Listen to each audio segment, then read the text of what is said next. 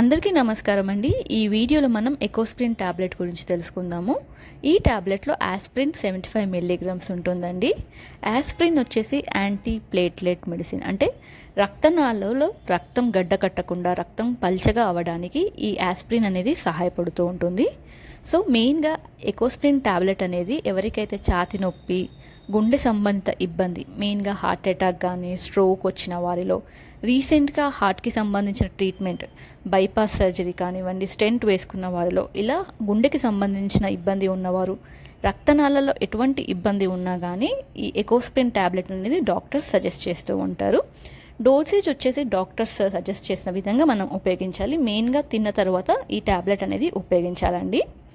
Side effects చాలా తక్కువగా ఉంటాయి, కానీ కొందరికి గుండెలో మంట రావడం, మెయిన్గా ఎకోస్ప్రిన్ అనేది మనకి రక్తం పల్చగా అవ్వడానికి సహాయపడుతుంది. కాబట్టి ఈ ఎకోస్ప్రిన్ టాబ్లెట్ ఎవరైతే ఉపయోగిస్తున్నారో అలాంటి వారికి కొద్దిగా ఏదైనా దెబ్బ తగిలినా కానీ, ఏదైనా చిన్న సర్జరీ అయినా కానీ రక్తస్రావం జరిగే అవకాశం ఎక్కువగా ఉంటుంది.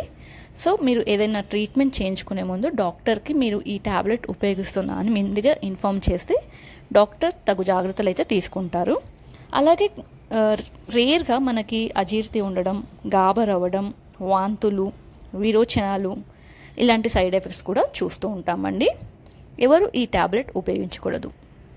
ఎవరికైతే ఆస్ప్రిన్తో ఎలర్జీ ఉందో అలాంటి వారు, అధిక రక్తపోటు ఉన్నవారు, కాలేయ సంబంధిత, కిడ్నీ సంబంధిత ఇబ్బంది ఉన్నవారు, అలాగే కడుపులో అల్సర్స్ ఉన్నవారు, బ్లడ్ క్లాటింగ్ ప్రాబ్లం, హీమోఫీలియా లాంటి ఇబ్బంది ఉన్నవారు, గౌట్, అలాగే ప్రెగ్నెన్సీ, పాలు ఇచ్చే తల్లులు ఈ టాబ్లెట్ అనేది ఉపయోగించకూడదు.